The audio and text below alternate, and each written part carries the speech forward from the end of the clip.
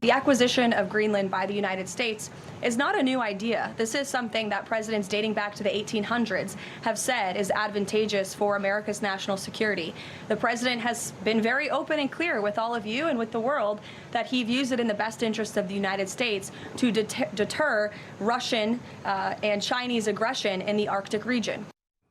That was White House Press Secretary Caroline Leavitt informing the American people of the United States and Greenland's history and the president's intentions with the territory. Secretary of State Marco Rubio reportedly echoing those comments, saying the Trump administration could even buy the well-positioned land. Our national security correspondent Carla Babb joins us now with the latest on that. Carla, good afternoon. Good afternoon. U.S. officials say Greenland, like Alaska on the other end of North America, is strategically important for defense, especially as Arctic sea lanes continue to open. But those same officials are privately questioning why the United States would try to threaten military force against a NATO ally. The Danish ambassador to the United States posting on X, the U.S. has had the option to establish additional military bases and increase its military presence in Greenland since 1951, and that option remains open today.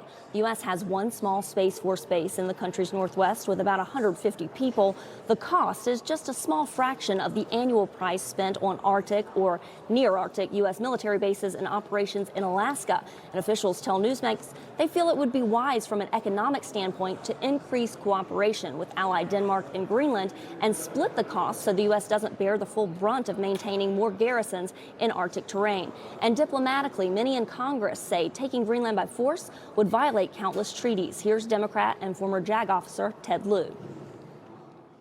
There is absolutely no legal justification whatsoever to use military force against a NATO ally, against Greenland. And if any military member, including the generals on down to enlisted members, if any of them participate in the use of military force against Greenland without congressional authorization, they are following illegal orders. At least 9 Republican senators publicly denouncing the idea so far, including Louisiana Senator John Kennedy. To invade Greenland would be weapons grade stupid. And Donald Trump is not weapons grade stupid. Neither is Marco Rubio. Now, Secretary of State Marco Rubio, as you said, has suggested buying Greenland. The Danish officials I've been speaking to say Greenland is not for sale. Danish officials meet with Secretary of State Marco Rubio next week. Okay, Carla Babb,